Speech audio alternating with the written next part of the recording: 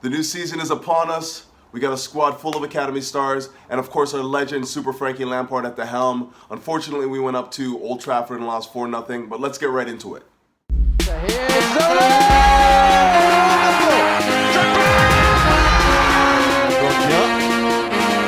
And he's got the shot and he scored! Lampard! That could be the championship! He's done it! The greatest man in the history of Chelsea Football Club! Greetings! Welcome back to Couch Critic Season 2.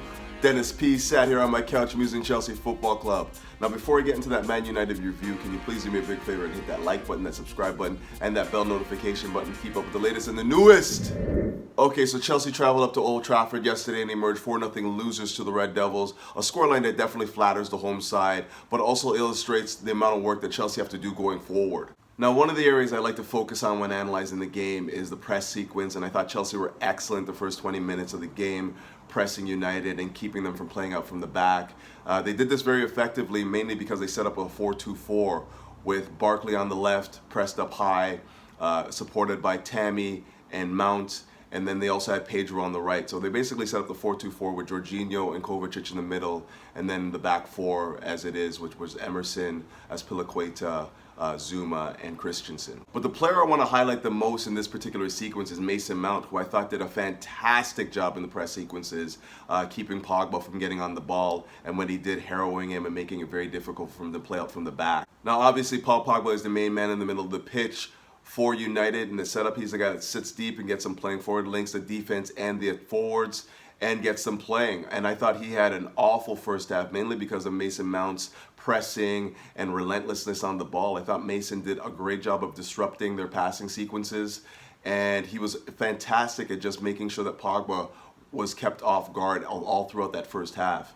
And kudos to him. I did not know that he had that in his game. He was relentless in that first half, and he made it very difficult for United to build their attacking moves. But conversely, once the team started to fatigue, that 4-2-4 press started to look less and less effective. And once United started to figure out how to bypass that first wave of the press and got into the second wave, which was Jorginho and Kovacic, they found it very easy and made it very difficult for the two holding midfielders to slow them down. And contrary to popular belief, this is where I believe N'Golo Kante would have had his biggest impact. Not sitting in front of the back four and anchoring the midfield, but using his pace and ability to close to produce turnovers in the second wave of the press. I believe Jorginho and Kovacic are a lot of things, but being able to close at pace and win the ball is not one of their strengths.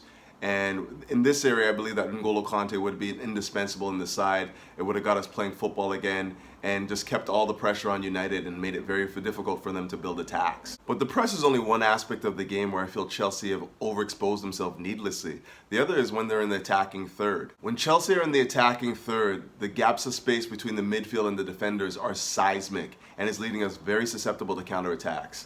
And we saw it time and time again in the second half against United, where they won the ball 1 and 2 passes and they're right into the teeth of the defense with very little resistance. And shout out to a fellow Canadian, Newman, who does an excellent job at illustrating exactly what it is I'm talking about here. I don't know if you guys follow this guy on like Twitter or YouTube or anything like that, but he is completely on point tactically. He understands the game very well, and he was the guy that brought this to my attention, the gaps of space between like the defenders and midfielders. I watched one of his videos and it perfectly illustrated how we're getting exposed in these areas because the spacing between our midfielders and defenders is just too great. So shout out to Newman. If you don't follow him, please do. He's a wealth of knowledge and a guy that I definitely trust with what he says about the game of football. But let's get into the other areas of the pitch where I felt Chelsea need to improve dramatically if we are to get anywhere near the top four, and no better place to start than the back four.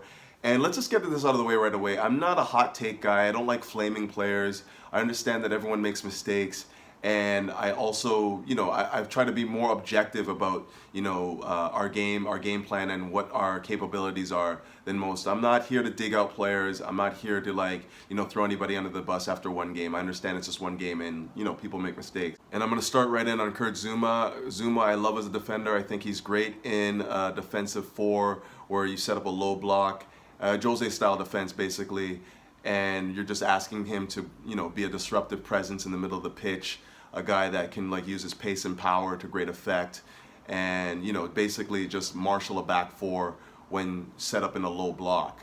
However, if your MO is to be more of a progressive team, a team that likes to play out from the back, a team that likes to use the football, absorb pressure and pass themselves out of it, then Zouma is not ideal for that sort of setup. And he was exposed mightily today, not just for the penalty, which we can get into later, but also for his ability to absorb pressure and release it by finding the right outlet ball. I think once you pressure him and harry him, he usually just hoofs it. If he doesn't hoof it, then he'll just pass it back to the keeper, and the wave of pressure just gets more great. And on the right side of the pitch, we have our captain, our right back, Azpilicueta, who just doesn't look cut out for this style of football. Not very adept at playing in a high line, not very good at attacking, not very good at tracking back, lacks pace. And I saw a stat after the game that was just shocking to me. For anyone that watched the game, I'm sure it was shocking to know that Azpilicueta surrendered possession 22 times that game. Most of anyone else in the game, 22 times. I had to go back and watch the game again just to make sure that what that stat, that stat actually led true was actually factual and not just hyperbole. But yeah, like he was just hoofing the ball into like needless areas, and again, like this is not what you need from your captain. Again, not exactly the right fit as a right back, a modern right back that you want to get forward and help build attacking moves. He did have a couple in the first half, the first 50 minutes of the game, where he connected well with Jorginho, Pedro, and Mount, and they were able to break on the right flank. And I thought they could have utilized that a little bit more once United started to advance further up the pitch, but they went away from that as well.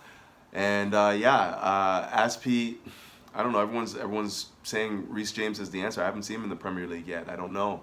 I want to see what he can do there first, but I'm anxiously awaiting his his return to the side, and hopefully he can answer some of these problems that we have, because if we are going to play this attack-minded, like aggressive football, forward thinking, break at pace, then I don't think Azpilicueta's cut out for it, unfortunately. It was good to see Emerson on the left flank. I thought he was fantastic all game. Our man of the match, my man of the match, as far as I'm concerned. Did well connecting with the midfielders and also tracking back and covering for Ross Barkley, who wasn't very good on that flank in terms of his defensive aspects of the game. And also did well in the attacking third, put in some telling balls and also tested the keeper, and probably should have scored on a couple occasions as well. So long may that continue. I think he is the answer at the left back. I really do like what I've seen from him when he has played for us, and if he can continue what he did, if he can build on what he did yesterday against United, then I don't think we're going to have a problem there, especially when we have somebody that's a little bit more adept at playing the left wing, more so than Ross Barkley, who I thought had a decent game overall, but clearly he's never played left wing before, and it was puzzling to see him start there, to be honest. He was often found drifting in to get involved in the game a little bit more and left the flank wide open, where of course somebody like Emerson and Kovacic covered for him, but overall you want your left flank to be hugging the touchline and helping you expand the defense, open them up a bit, rather than get in the middle of the pitch and make them a little bit more compact. So I don't know, I think once we get somebody like Willian or Pulisic into the game on that left flank, I think that left flank should be okay for us. And once Ross Barkley returns to his more natural position, whether it be the 8 or the 10, I think we'll be a little bit better there as well.